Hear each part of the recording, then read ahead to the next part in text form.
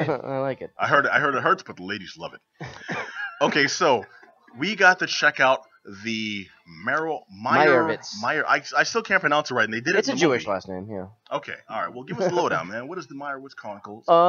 It is, Stories? I think, a very typical Noah Baumbach picture, basically, about his movies seem to be all about kind of this waspy, extremely well-educated, upper middle class family dysfunction, and they're following Dustin Hoffman's is the father of this family, and it's basically about his two sons.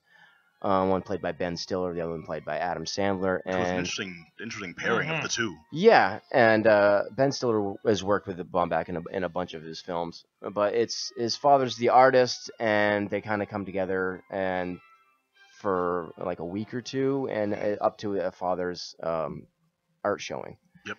And yeah, and all the dysfunction that goes in that, and the drama comes in where Dustin Hoffman has been married 4 times, and he's had all these kids with different mothers, and there's definitely a lot of tension there, and where Ben Stiller would be the most loved son, and then Adam Sandler kind of being the one pining for his father's attention because he himself has just been divorced, and he has a daughter, and he's moving back in with Dustin Hoffman and living with him, trying to get closer to him. But it's very prickly type relationships and prickly type situations, and it's very uncomfortable, and it's kind of a lot of repressed feelings, and not like the overt screaming, but a lot of like ill will harbored towards each other. And well, I noticed that, This but I sounds also real heavy. Like, it's good, but it's very heavy stuff, but it's kind of a lighter type thing too, where there's some relief. Of heavy fare. Yeah. Okay. Yeah. But this is, I remember the first movie, one of the first Baumbach movies I saw was The Squid and the Whale. It's very similar in terms of like it's 2 brothers and their father and mother who are getting a divorce, and their feelings and how that kind of destroyed them a little bit. I remember that one. See what happened is like there's this giant squid and there's a kraken and they had to fight each other. And what happened is a whale got involved in the mix and they were like, no, you 2 are brothers, you can't fight. And they was like, no, man, you know what he did? He took my girl. And the other one's like, well, you know what he took my truck. No. It's actually a story about this dude named Ahab.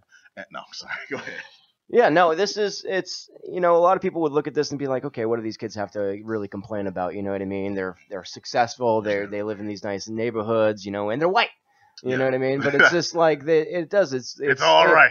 It's all white. But it's a real kind of issue in the way you can kind of like damage your children, and you know what I mean, and the way you kind of go through your life, and you have like these feelings of like incompleteness. And I got more resentment because I noticed there was a lot of resentment of the children. I mean, between the siblings. Yes. Because when Adam Sandler speaks of Ben Stiller, he speaks of him with disdain. Like before we even meet him, it's just we get the sense. But he blatantly does not like this. You guy. can see it, kind of the way he refers to him. You know what I mean? Because a lot of the first part of the movie, they're not together, and you just see them with the father. So you see how each interacts with the father and the way the father refers to each of the siblings to the other one. Where you could tell like Ben Stiller's character is the more favored son, and you can tell the effect that has on Adam Sandler's character. And the way it's just like he's referred to him and how much more talented he is, how much more successful he is, and there's definitely a lot of resentment going on in there. The biggest takeaway I had from this, and I think a lot of people was Vagina Man. Well, Vagina Man, yeah, that's a whole other thing we can get into. But it's how good Adam Sandler is in this, and he is fantastic. And you come to see a different kind of role for him. Yeah, and then you can start to realize, well, this guy is a good actor. He's had all the opportunities, but he just has been lazy. Yeah.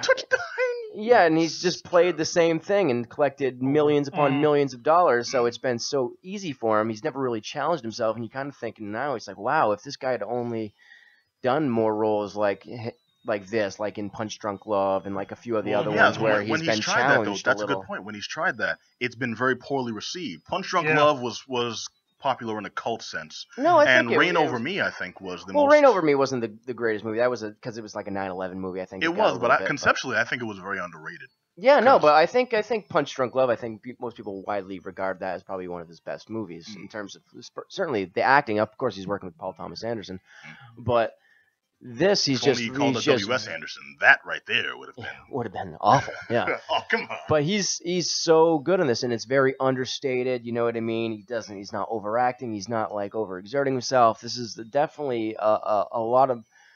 It has to be like internalized. You have to kind of feel it, and you have to empathize and understand like what he's probably going through. And it's really not an easy role to take, and No. I think he just nails it. And which is, like I said, is surprising for most people that have seen him, especially his Netflix movies that he's done recently. Has been really terrible. I mean, this film sounds really interesting, and I don't want to deep dive into my question here. Just give me a yes or a no for the audience. But as you're explaining this, or maybe, as you're explaining this, you're explaining how there's these deep issues that are clearly evident, but the way it's presented is not. It's not in the manner in which you're going to leave out the theater incredibly depressed. Yeah, it's not like a slog. But is it? As I'm listening to this, I'm really thinking immediately of the Royal Tenenbaums in terms of how some deep issues there, but the way it was presented, it wasn't too heavy. So is this similar to? Am I gonna have a similar experience watching this movie? It's not too heavy. It's like you definitely are enjoying it. You're not sitting there like, wow, this is just like bludgeoning me with like these family issues and it's tough. You know what I mean? But it gives you the comedy. Yeah, you know what I mean. Obviously, you have a movie. You have Dustin Hoffman, you have Ben Stiller, and you have Adam Sandler. Of course, they're not gonna sit here and just do straight, melodrama.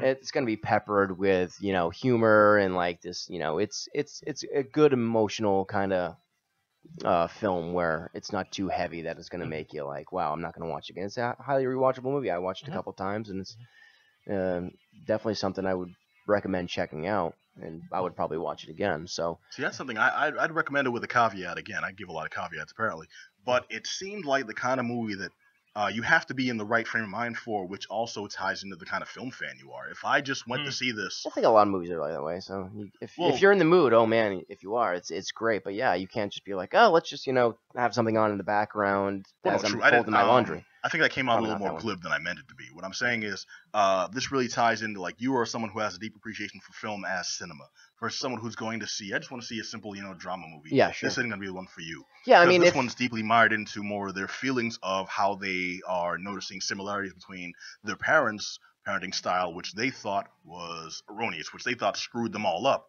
Yet they're all still noticing. All the children, are still noticing that they are.